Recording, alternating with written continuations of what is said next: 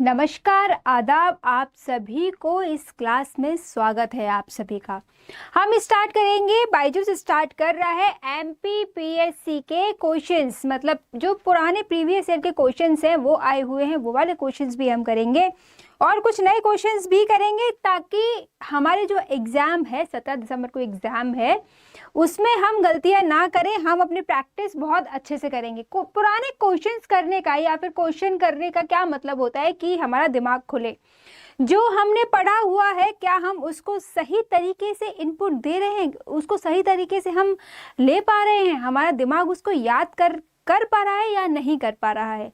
तो हम अपना एनालिसिस करते हैं अपना ही एग्जाम लेके, पुराने ईयर के क्वेश्चन सेट लगा के या क्वेश्चन बुकलेट्स आती हैं उनको लगा के। तो हम अपनी प्रैक्टिस को और ज़्यादा बढ़ाने के लिए क्वेश्चंस करते हैं। तो यही पूरी बहुत ही ज़्यादा इम्पॉर्टेंट क्वेश्चन की सीरीज़ मैं आपके लिए लेके आई हूँ। इसमें हम सबसे पहले पुराने ईयर्स के क्वेश्चंस करेंगे, जो पहले आ चुके हैं वो वाले हम क्वेश्चंस करेंगे, ताकि हमको पता चल जाए कि हमारा पीएससी किस लेवल का क्वेश्चंस पूछता है और हमें किस तरीके से पढ़ाई करनी है, तैयारी करनी है। ठीक है, आइए आगे चलते हैं और देखते हैं कि क्या है हमारे इसमें। चल देखो, सबसे पहले क्वेश्चन पे आते हैं। विदाउट टाइम वेस्ट किए हुए सबसे पहले हम क्वेश्चन पे आते हैं और इसमें देखते हैं सबसे पहले क्वेश्चन में हमारा क्या है। मध्य प्रदेश में प्रागैतिहासिक शैल चित्र कहाँ प्राप्त हुए हैं? ये वाला क्वेश्चन कौन से ईयर में आया है? एमपीपीएससी 1993 में ये वाला क्वेश्चन आया है। टॉपिक मैंने आपको पहले बता दिया था आज की क्लास का। आज की क्लास का टॉपिक है एशियंट हिस्ट्री से रिलेटेड, जिसमें हम पूरे पुराने ईयर के क्वेश्चंस भी करेंगे और कुछ एक्स्ट्रा क्वेश्चंस भी करेंगे। तो वीडियो पॉज करके और इसका आंसर दीजिए कि इसका आंसर क्या होगा फटाफट से। मैं हट जाती हूँ ताकि आपको पूरा क्वेश्चन दिखाई दे। ठीक है, अब आपने आंसर दे लिया होगा। हम आगे चलते हैं इसके आंसर के साथ और इसका पूरा एनालिसिस करेंगे। इसका आंसर क्या है? Answer D, Bhimbetka. भीमबेटका इसका आंसर है। देखो, अब हम इसके बारे में थोड़ा सा जान लेते हैं। ये हमारी भीमबेटका, भीमबेटका की गुफाएं। देखो, अब हम भीमबेटका की गुफाएं कहाँ पे हैं, मैं यहाँ पे लिखती जाती हूँ। थोड़ा सा मोटा कर लेते हैं पेन ताकि प्रॉपर विजिबल हो। ठीक है, देखो नंबर फर्स्ट पॉइंट डालते हैं इसमें। भीमबेटका की गुफाएं कहाँ पे हैं? रायसेन के अब्दुल्लागंज में हमारी भीमबेटका की गुफाएं हैं। इसको कब खोजा गया था? इसको 1957 से 58 में इसको खोजा गया था। किसने खोजा? इन गुफाओं को विष्णु वाकरकर ने खोजा था 1990 में। 1990 में ये राष्ट्रीय महत्व की घोषित कर दी गई थी हमारी भीमबेटका की गुफाएं। इसको राष्ट्रीय महत्व में शामिल कर लिया गया था। अब इसको यूनेस्को में कब शामिल किया गया? 2023 में इसको यूनेस्को में शामिल कर लिया गया था।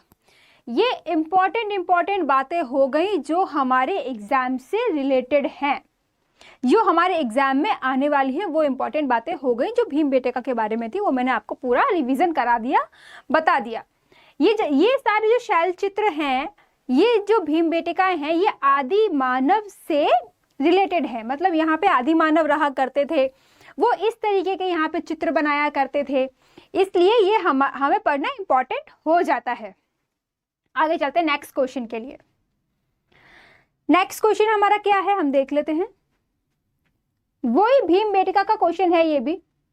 भीमबेटका की खोज किसने की? अभी थोड़ी देर पहले ही मैंने आपको बताया भीमबेटका की खोज किसने की। मैं साइड में हट जाती हूँ और आपको ऑप्शंस दिखते हैं, आप फटाफट कमेंट कीजिए और बताइए कि किसने की। आपने कमेंट दे दिया। अब मैं देखो, विष्णु वाकरकर। थोड़ी देर पहले ही हमने ये पढ़ा हुआ है कि विष्णु वाकरकर ने इनकी खोज की थी। ठीक है, विदाउट टाइम वेस्ट करते हुए हम आगे चलते हैं आगे क्वेश्चन के लिए, ताकि और ज़्यादा नॉलेज हमको मिले और ज़्यादा इंफॉर्मेशन हमको मिले। ठीक है, इसका आंसर तो आपको पता है क्या है, सी आंसर है। ये सारी जो गुफाएं हैं इसमें आदि मानव ने इस तरीके के चित्र बनाए थे जो कि आज तक मतलब 40,000 साल बाद भी आज तक ये हमको दिख रहे हैं, इस हालत में है। तो सोचिए उसने किस तरीके से बनाए होंगे, कैसे बनाए होंगे, क्या टेक्नोलॉजी यूज की होगी उन लोगों ने। ठीक है, नेक्स्ट क्वेश्चन, विश्व प्रसिद्ध स्थल सांची का प्राचीन नाम यह भी था। ये आया हुआ क्वेश्चन है, ऐसे क्वेश्चन भी एमपीपीएससी पूछता है, ज्यादा पुराना नहीं है, 2020 में पूछा गया है। इसके बारे में मैं आपको और बताऊंगी, अभी आप इसकी आंसर दीजिए। इसका आंसर क्या है? आपने आंसर लगा लिया? देखिए इसका आंसर है ए। देखो, काकनाट बाट, इसका आंसर क्या है? काकनाट बाट। ये हमारा सांची है, ये सांची के कुछ सांची के कुछ मूर्ति वगैरह हैं जो उसके अंदर हैं, अभी इतने ज़्यादा अच्छी स्थिति में नहीं है, पर संरक्षित होने के बाद, संरक्षण जब से मिला है इसको उसके बाद अभी बहुत अच्छी स्थिति में है, इनमें सुधार भी किया जा रहा है। तो हम इसके बारे में कुछ देख लेते हैं, कुछ पढ़ लेते हैं कि हम सांची के बारे में क्या क्या पढ़ सकते हैं। देखिए, सबसे पहले हम देखेंगे कि ये कहाँ पे है सांची। सांची हमारा रायसेन में है। इससे पहले हमने क्या देखा था रायसेन में, अभी अभी हम देख के आ रहे हैं, है ना। इसको किसने खोजा था, कब खोजा था, ये महत्वपूर्ण होता है। 1818 में जर्नल टेलर ने इनको खोजा था। जर्नल टेलर ने सांची को खोजा था। और इसके प्राचीन नाम और क्या क्या है? काकयाण इसका प्राचीन नाम है, बौद्ध श्री पर्वत, मैं लिख देती हूं ताकि आपको याद रहे, बौद्ध श्री पर्वत भी इसको बोलते हैं। अब इस बार तो चलो ये वाला नाम आ गया, अगली बार को अगर ये वाला नाम आ गया तो, है ना, इसलिए इसके जो प्राचीन नाम है हम वो लेके चलते हैं। इसको यूनेस्को में कब शामिल किया गया था हम वो देख लेते हैं, यहां लिख देती हूं। 1989 में इसको यूनेस्को में शामिल किया गया था।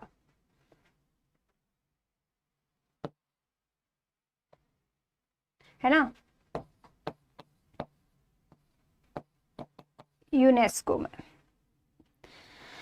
और सांची को, मतलब सांची जो है, ये सांची जहाँ पे, अब तो इसका नाम पूरा सांची, रायसेन के सांची में है ये, तो सांची को ही अब क्या नाम दिया गया है? बुद्ध नगर की पवित्र नगरी। बुद्ध जगत की पवित्र नगरी हमारे सांची को कहा जाता है। अब ये वाला क्वेश्चन शायद आपको अच्छे से याद हो गया होगा, अगर आपको अच्छे से याद नहीं तो एक बार और वीडियो देख लीजिए, तो आपको ये पूरा रिवीजन फटाफट से हो जाएगा, आपको बुक बार बार पलटने की जरूरत नहीं पड़ेगी। अब चलते हैं नेक्स्ट क्वेश्चन की तरफ कि हमारा नेक्स्ट क्वेश्चन क्या है।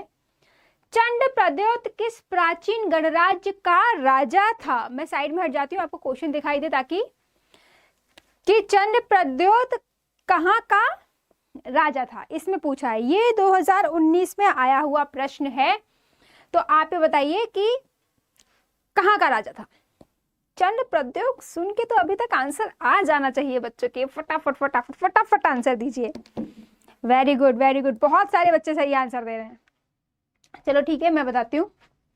देखो आंसर शी, अवंती। अवंती का पुराना नाम और क्या था वो बताइए आप। नया नाम तो सबको पता है, अवंती वाला नाम भी सबको पता है, एक और नाम था उज्जैन का, एक और नाम था, वो भी बताइए आप, वो जल्दी से कमेंट करके बताइए। देखो हम चंड प्रद्योत के बारे में पढ़ते हैं कि चंड प्रद्योत कहाँ का राजा था। चंड प्रद्योत एक बहुत ही वीर राजा था। चंड प्रद्योत, ये एक बुक का वो है, कवर पेज है, मैं उसको लेके आई हूँ। चंड प्रद्योत बहुत ही वीर राजा था, ये महात्मा बुद्ध के समकालीन था। मैं लिख देती हूँ,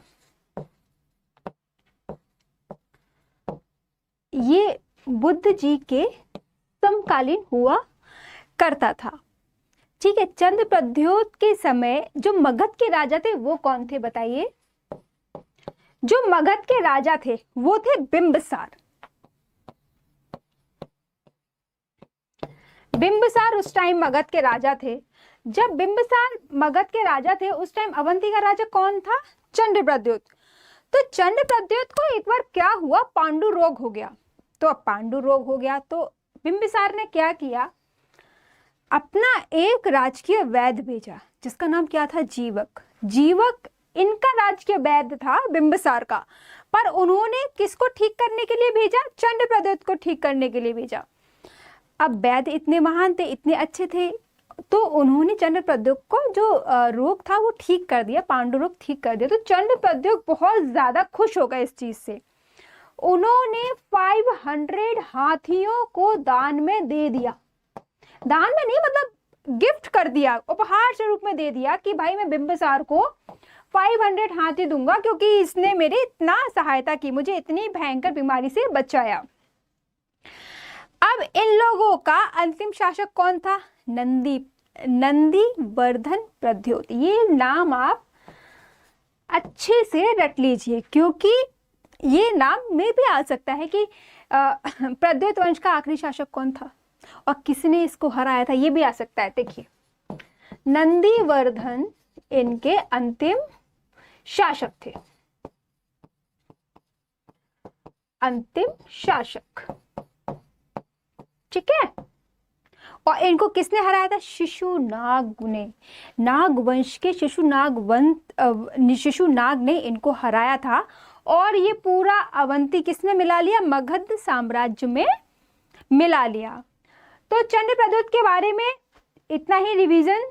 आगे चलते हैं क्योंकि बहुत सारे क्वेश्चंस करने हैं हमको और टाइम हमारे पास बहुत कम है, फटाफट रिवीजन करते हुए चलेंगे। इसका आंसर तो पहले ही आ गया, चलो कोई बात नहीं। शुंगों के पूर्वज मूलतः किस स्थान से थे? तो इसका आंसर आप पहले ही देख चुके हैं कि बी स्थान से थे, मतलब उज्जैन से थे। शुंगों के पूर्वज कहाँ से थे? उज्जैन से थे। अब हम शुंगों के बारे में थोड़ा सा हिस्ट्री पढ़ लेते हैं क्योंकि अब है ना हिस्ट्री बहुत ज़्यादा आने लगा है, इसलिए हिस्ट्री। ये भी देखिए क्वेश्चन कब आया था? 2018 में आया था ये क्वेश्चन। ये सारे आए हुए क्वेश्चंस हैं, मैं ऐसे अपने मन से बना के नहीं बोल रही हूँ, ऐसे क्वेश्चंस वो लाते हैं। तो देख लीजिए, अग्निमित्र को भी देख लीजिए आप, ये अग्निमित्र हैं, ठीक है। तो ये वाले क्वेश्चन की हम हिस्ट्री पढ़ लेते हैं कि इसकी हिस्ट्री क्या थी। शुंग मूलतः कहाँ से थे? शुंग थे उज्जैन से, इसलिए शुंगों को इन्होंने क्या किया था? इन्होंने मौर्यों की सेवा भी की थी। मौर्यों की सेवा करने के बाद उन्होंने अग्निमित्र, मतलब बृहदर्थ, मौर्य का अंतिम शासक कौन था? बृहदर्थ था। आपने हिस्ट्री पढ़ी होगी, पूरे भारत की हिस्ट्री पढ़ी होगी, उसमें बृहदर्थ के बारे में आपने पढ़ा होगा। तो ये वही बृहदर्थ है जिसने शुंग ने जिसको पराजित किया था, उसकी हत्या कर दी थी। फिर इसने मतलब मौर्य ये शुंग वंश की स्थापना की। फिर इसके बाद है अग्निमित्र। अग्निमित्र जो थे इनको विदिशा, मतलब इनको उसका विदिशा का प्रांतपति बनाया गया था, ठीक है। मालविका, अब मालविका अग्निमित्रम जो अपने कालिदास की पहली रचना है, मालविका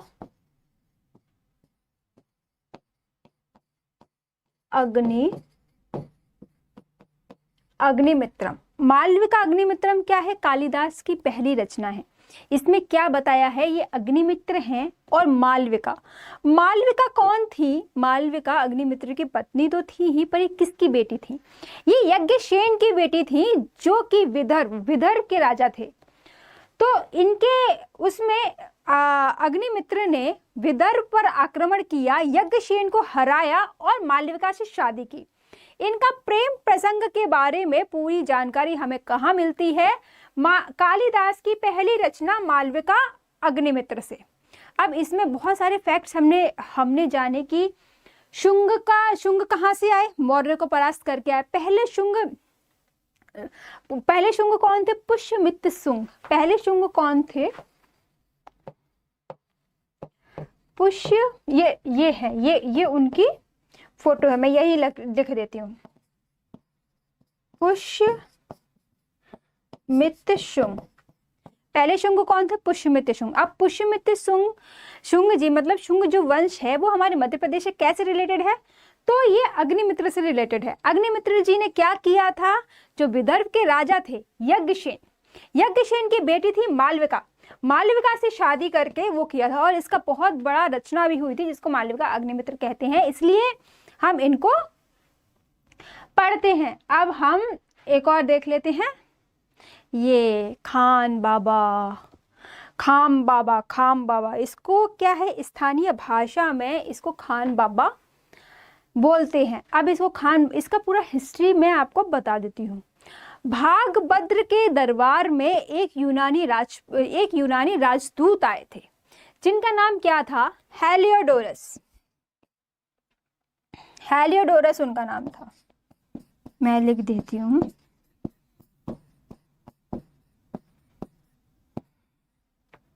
अब ये हेलियोडोरस यूनानी राजदूत थे। ये हमारे धर्म से मतलब वैदिक धर्म से इतना ज्यादा प्रभावित हुए थे तो इन्होंने भागवत धर्म ही अपना लिया। वैदिक धर्म और भागवत धर्म, शैव धर्म, ये सब क्या होता है ये सब मैं आपको बताऊंगी कि वैदिक धर्म क्या होता है, उसके नीचे बहुत सारे धर्म आते हैं।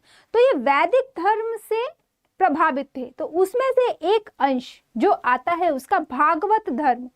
तो भागवत धर्म को उन्होंने अपनाया और विष्णु जी की बहुत ज्यादा पूजा करने लगे थे। विष्णु जी की पूजा करने के बाद इन्होंने विष्णु जी की मतलब उनको अपनी आस्था दिखाने के लिए कि अब भगवान को कैसे दिखाएं, क्या करें, तो उन्होंने एक विष्णु स्तंभ भी बनवा दिया जिसको गरुण स्तंभ बोलते हैं, विष्णु स्तंभ बोलते हैं, ये बनवाया। और ये लोग स्थानीय भाषा में उज्जैन में वहाँ पे लोग क्या बोलते हैं? खाम बाबा। जो स्थानीय लोग हैं वहाँ के वो इसको क्या बोलते हैं? खाम बाबा। मे भी शायद आपको अच्छे से दिख ना रहा हो। खाम बाबा का स्तंभ, स्थानीय भाषा उसको ये लोग बोलते हैं, स्थानीय लोग। ठीक है, नेक्स्ट स्लाइड पे आते हैं कि नेक्स्ट स्लाइड में और क्या है। ये वाला क्वेश्चन कीजिए, लाइए। मालवा संवत इस नाम से भी जाना जाता है 2021। करिए फटाफट कीजिए क्वेश्चन, फटाफट आंसर आने चाहिए मेरे पास, धड़ाधड़ आने चाहिए। ये तो प्रीवियस क्वेश्चन है, ये तो सारे आप कर चुके हैं ये सारे क्वेश्चन, तो अब फिर से दोबारा कीजिए, क्योंकि कई बार क्या होता है कि रिपीटेड क्वेश्चन भी आ जाते हैं, कई बार पुराने क्वेश्चन उठा के भी देता है, इसलिए हमको पुराने क्वेश्चंस करना बहुत ज़रूरी होता है। एक तो हमको पता चल जाता है कि किस तरीके से क्वेश्चन पूछने वाला है, एक हमारी प्रैक्टिस हो जाती है, दूसरा बाई चांस अगर क्वेश्चंस आ गया तो हमारे लिए तो फायदा है ना। चलो करो फटाफट ये वाला क्वेश्चन। कर लिया? कृत संवत, आंसर बी, कृत संवत। चलो अब हम पढ़ते हैं इनके बारे में। ठीक है, देखो मालवा युग, ये है विक्रमादित्य, महाराजा विक्रमादित्य। इन्होंने क्या चलाया था? एक विक्रम संवत चलाया था। इसका आंसर तो कृत संवत है। इन्होंने विक्रम संवत चलाया था। ये विक्रम संवत इन्होंने कब चलाया था? कुछ धारणाओं के अनुसार, मतलब पौराणिक धारणाओं के अनुसार राजा विक्रमादित्य ने शकों को हराने के बाद विक्रम संवत शुरू किया था। ये विक्रम संवत जो है ना, ये 9वीं शताब्दी में ऐतिहासिक अभिलेखों में नहीं लिखा गया है इस विक्रम संवत को। मालवा युग, ये मालवा संवत है ना, इसको मालवा युग भी कहा जाता है। अगर नेक्स्ट टाइम ये क्वेश्चन आ गया कि इनमें से बताइए मालवा युग कौन सा है, उसमें फिर से ये ऑप्शन आ गया, तो फिर हम मालवा युग और मालवा संवत एक ही चीज होती है, इसलिए हम इसको कृत संवत से रिलेटेड करके चलेंगे। ठीक है, नेक्स्ट, इसे अक्सर कृत युग भी कहते हैं। मतलब कृत युग क्या होता है? यही होता है, ये चीज मालवा संवत और विक्रम संवत एक ही चीज होती है। तो इन तीनों में बिल्कुल भी कंफ्यूज मत होना कि ये चीज अलग अलग है या नहीं है। शुरुआत में विक्रमादित्य ने ही इसको स्टार्ट किया था। चलो नेक्स्ट स्लाइड पे चलते हैं।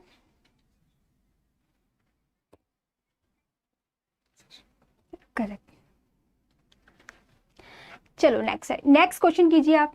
धंगदेव, धंगदेव किस वंश का शासक था बताएं। मैं साइड में हो जाता ताकि आपको क्वेश्चन दिखाई दे। धंगदेव,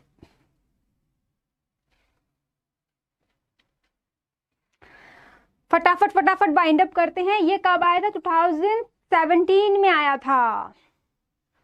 कर लिया? चलो इसका आंसर है जिजाक भुक्ति के चंदेल। ठीक है, ये है मंदिर, कंदरिया महादेव का मंदिर। गए हैं आप लोग यहाँ पे? जाके देखा है आपने?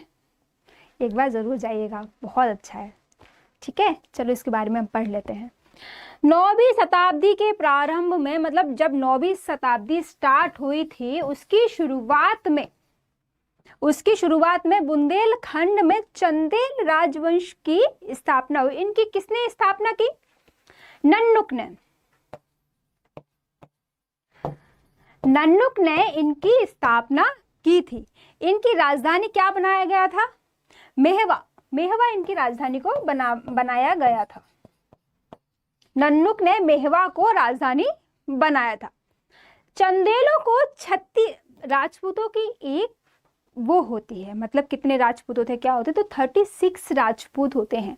उन 36 राजपूतों में से एक राजपूत कौन है? चंदेल लोग हैं। तो चंदेल लोगों को चंद्रगोत ऋषि की वंशज माना गया है। इनमें से सबसे ज्यादा महान कौन सा चंदेल हुआ था? धंगदेव। धंगदेव पूरे 100 ईयर्स तक जिए थे। अब 100 साल उन्होंने जिया धंगदेव ने, तो उन्होंने कहा कि अब मुझे अपने प्राण त्याग देने चाहिए। तो उन्होंने अपने प्राण कहाँ त्यागे? यमुना। ये यमुना और गंगा के संगम में उन्होंने 100 साल की वर्ष में अपने प्राण स्वेच्छा से त्याग दिए थे। इन्होंने खजुराहो में विश्वविख्यात जो पार्श्वनाथ मंदिर है ना, विश्वनाथ मंदिर, पार्श्वनाथ मंदिर, ये किसने स्थापित किए थे? ये धंगदेव ने बनाए थे। धंगदेव ने, इतना महान शासक था। ये ललित कला में बहुत ही ज्यादा निपुण था, मतलब ये उनको संरक्षण भी देता था। ये हर चीज में बहुत ही महान शासक था, युद्ध नीति में, ललित कलाओं में, अपनी ये वाली कलाओं में, मतलब जो अपने नहीं बनाते मंदिर वगैरह बनाते हैं, ये सब करते हैं, तो उन सब में भी इसको बहुत ज्यादा इंटरेस्ट था। देखो ये हो गया, आगे चलते हैं। ये वाला आपको समझ में आ गया ना अच्छे से, जिजाक भुक्ति के चंदेल। नेक्स्ट क्वेश्चन करते हैं। चलो अब आई है वंशावली। अच्छा, वंशावली, इसमें तो बहुत कंफ्यूजन होता है भाई। इनमें से कौन परमार वंश का शासक नहीं था? परमार वंश का शासक नहीं था।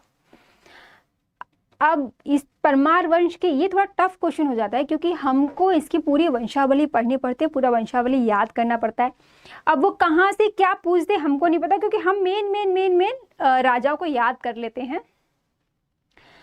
पर इसका आंसर देखिए, गंगदेव। हम इनकी वंशावली पढ़ते हैं, ठीक है। ये है राजा भोज, ठीक है। अब हम इनकी वंशावली ही पढ़ लेते हैं कि वंशावली क्या है।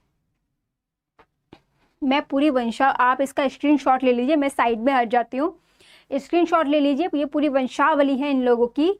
उपेंद्र कब से कब तक थे? इन्होंने इसका स्थापना की थी, इस वंश की, परमार वंश की। उपेंद्र थे जो कि 800 ईसा पूर्व, ये सारा ईसा पूर्व में चल रहा है। नहीं, ये ईसा पूर्व में नहीं चल रहा है, ये ईसा में चल रहा है, ईयर में चल रहा है। उपेंद्र है जो 800 ईस्वी से 818 तक थे। सियाका टू थे जो कि 948 से 74। ये आप ये लिखा हुआ है, आप ये सब आराम से पढ़ लेंगे स्क्रीनशॉट लेके। ये वाला जो है राजा भोज, इसको मैं समझा देती हूँ कि इसको मैंने ये 2 में क्यों लिखा है। क्योंकि क्या होता है, कहीं कहीं कुछ जगह में राजा भोज को 55 दिया है और कुछ बुक्स ने 53 दे रखा है। तो अगर ऑप्शन आता है तो इसका ऑप्शन ये भी सही माना जाएगा और ये भी सही माना जाएगा, और ये दोनों ऑथेंटिक साइट से लिया गया है, इसलिए ये दोनों ही आंसर सही है। मतलब कुछ इतिहासकारों का कहना है ये 55 तक थे, कुछ इतिहासकारों का कहना है ये 53 तक थे। तो दोनों ही क्वेश्चंस हमारे, दोनों ही आंसर्स हमारे बिल्कुल सही होंगे। ये एक ऑथेंटिक डाटा है, ऑथेंटिक साइट से लिया गया है, तो हम इस पे क्लेम भी कर सकते हैं, इसलिए ये दोनों आंसर सही होंगे। एक और जगह आएगा, एक और जगह मैं आपको बताऊंगी कि वहां पे भी थोड़ा सा ईयर का प्रॉब्लम है। ये आपने स्क्रीनशॉट ले लिया। नेक्स्ट क्वेश्चन की तरफ चलें। ओके ठीक है, ये वाला क्वेश्चन करिए। ये वाला क्वेश्चन बहुत इजी है, ज़्यादा इसमें कुछ है नहीं। ये परमार वंश, ये पढ़ देती हूँ। निम्न में से परमार राजवंशों के इतिहास पर प्रकाश डालने वाले स्रोत कौन से हैं? 2019 में आया हुआ क्वेश्चन है, बताइए। किया? वेरी गुड, कर लिया। इसका है डी, इसका डी आंसर है, इसका डी आंसर है, क्योंकि दो ग्रंथ तो मैंने ही रख दिया आपके सामने, ये वाला ग्रंथ और ये वाला ग्रंथ। उदयपुर प्रशस्ति क्या है? उदयपुर प्रशस्ति एक पत्थर पर लिखा हुआ पूरा अभिलेख है। वो यहाँ पे आया नहीं, ये बहुत छोटा हो जाता, समझ में नहीं आता, इसलिए वो वाला फोटो मैंने इसमें लगाया नहीं। तो इन तीनों में ही हमारे परमार वंश का इतिहास मिल जाता है। और जैन धर्म की एक और बुक है, उसमें भी हमें परमार वंश का इतिहास देखने को मिलता है। आइए नेक्स्ट क्वेश्चन पे चलते हैं। हाँ, ये वाला क्वेश्चन करिए। राजा भोज के किस कवि ने जैन धर्म अपना लिया था? फटाफट कीजिए, फटाफट आया हुआ क्वेश्चन है 2020 में।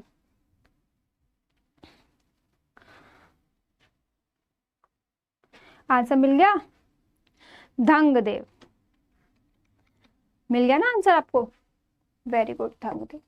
अब राजा भोज अकेले ही ऐसे इंसान है जिसके बारे में हम क्या पढ़ें क्या छोड़ें ये सोचने में ही पूरा दिन निकल जाए, क्योंकि वो इतने महान शासक थे, इतने ज़्यादा विद्वान थे।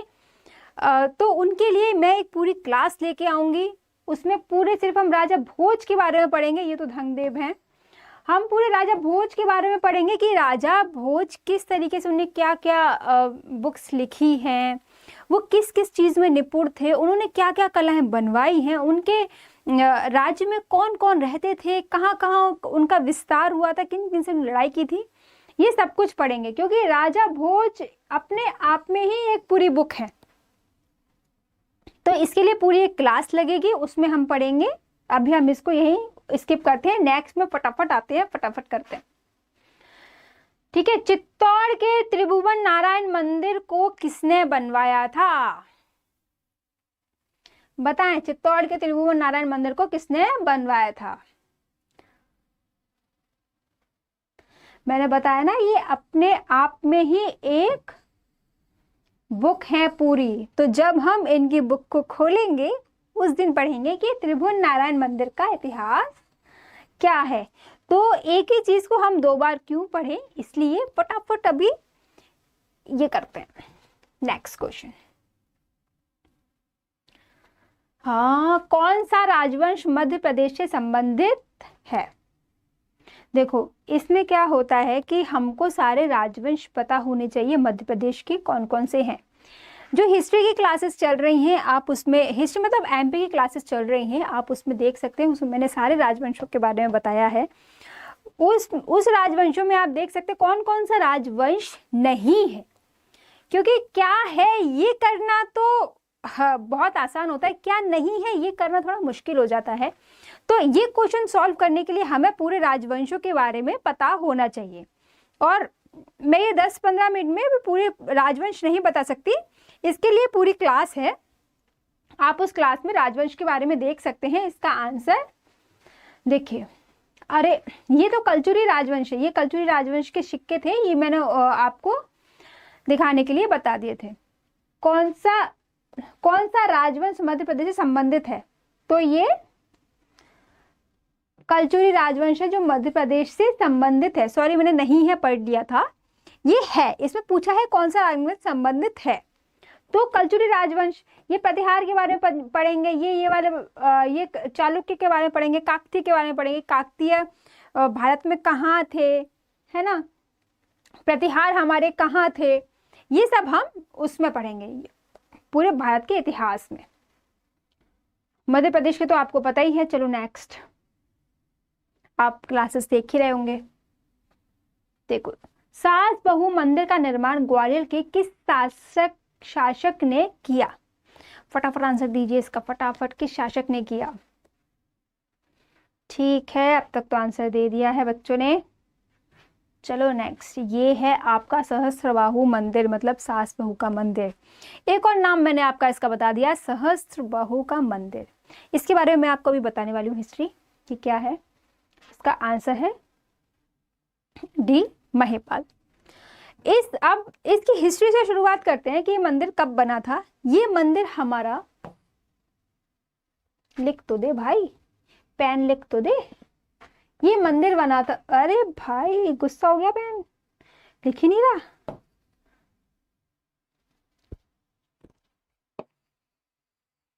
चलो ठीक है, मैं आपको बोल के बता देती हूँ क्योंकि इसमें टाइम लिमिट होती है, शायद लिख नहीं रहा अभी, इससे लिख देती हूँ ना, ठीक है। हाँ, वेरी गुड। ये वाला मंदिर हमारा बना था 1093 में। ये वाला कलर दिख रहा है क्या सबको? ये वाला दिख रहा है, हाँ। 1093 में बना था ये मंदिर। और इस मंदिर का निर्माण किसने कराया था? कछवाहा वंश के राजा महिपाल जी ने इसका निर्माण करवाया था। इस मंदिर को सास बहू का मंदिर इसलिए बोला जाता है कि जो सास बहुएं थी वो इसमें पूजा करने जाती थी, तो इसको सास बहू का मंदिर बना दिया। ये सिर्फ स्थानीय लोगों का कहना है, पर जब हम वहां पे जाएंगे तो इसके बाहर एक बोर्ड लगा हुआ है, उसमें लिखा हुआ है कि ये सहस्त्रबाहु का मंदिर है। ये मंदिर जाते हैं, इस मंदिर के जस्ट लेफ्ट हैंड साइड, यहाँ से एक रास्ता गई है, इसके सामने से ऐसे रास्ता गई है, इसके बस इधर ही लिखा हुआ है सब कुछ इसके बारे में। तो वहां पे लिखा गया है ये सहस्त्रबाहु का मंदिर है। सहस्त्रबाहु का मंदिर मतलब 1000 भुजाओं वाला, और ये विष्णु जी को समर्पित मंदिर है, ठीक है। सास बहू का मंदिर तो वहाँ के स्थानीय लोगों ने इसका नाम दे दिया, ऐसा कुछ ऐसा नाम नहीं है। उसके बाद फिर ये इतना ज़्यादा फेमस हो गया, जैसे खाम बाबा, वैसे उसका नाम क्या था? गरुड़ स्तंभ था। हेरोडोटस ने उसका नाम रखा था गरुड़ स्तंभ, पर वो स्थानीय भाषा में उसका नाम क्या होगा? खाम बाबा। ऐसे ही इसका नाम सहस्त्रबाहु से सास बहू का मंदिर हो गया, ठीक है। चलो नेक्स्ट क्वेश्चन, फटाफट आज का आखिरी क्वेश्चन करते हैं ये, फिर हम अगले सेशन में आएंगे, ठीक है। ये अपने हैं खिलजी, ये है खिलजी भाई साहब। चलो ठीक है, हम क्वेश्चन करते हैं। अलाउद्दीन खिलजी के आक्रमण के समय मालवा के परमार वंश का शासक कौन था? बताएं बताएं बताएं, उस समय परमार वंश का शासक कौन था? पता चल गया कौन था? महलक देव। ये भी बहुत अच्छे राजा थे, पर जब खिलजी ने आक्रमण किया तो इनको पूरा तबाह कर दिया। इनके बारे में पढ़ते हैं। भोज के द्वितीय उत्तराधिकारी कौन थे? महलक देव। ये कब से कब तक थे? ये थे 1295 से, मैं 95 लिखी थी, 1295 से 1303 तक थे, वो 1305 तक थे। अलाउद्दीन खिलजी ने इन पर 1305 में आक्रमण किया और इनको और इनके सेनापति को मार दिया। इसका उल्लेख कहाँ मिलता है हमें? तारीख-ए-अलाई से पता चलता है इनके उल्लेख के बारे में कि इन्होंने खिलजी का सामना किया था और खिलजी से ये लड़ते हुए वीर गति को प्राप्त हुए थे। इन्होंने एक अमीर खुसरो थे, है ना, खुसरो जी के अनुसार इन्होंने कहा कि खिलजी जब यहाँ पे आक्रमण करने आया था तो उनने पूरी पृथ्वी को लाल कर दिया था। उनका कहना ये था, मतलब कथाएं भी ऐसे, ये किसने कहा, ये चीज़ किसने की, ऐसे क्वेश्चंस भी आते हैं। तो ऐसे क्वेश्चंस के लिए मैंने आपको उनका वो भी बता दिया। और अच्छे से रिवीजन करने के लिए आप ये वाली क्लास एक बार और देखिए फटाफट तरीके से, तो आपका रिवीजन भी हो जाएगा, क्वेश्चंस भी हो जाएंगे बहुत अच्छे तरीके से। आज के लिए सिर्फ इतना ही। अगले नेक्स्ट सेशन में मिलते हैं शाम को फिर से 6 बजे। Okay, thank you so much, bye bye. पढ़ते रहिए, मुस्कुराते रहिए और बिल्कुल भी टेंशन मत लीजिए। Thank you.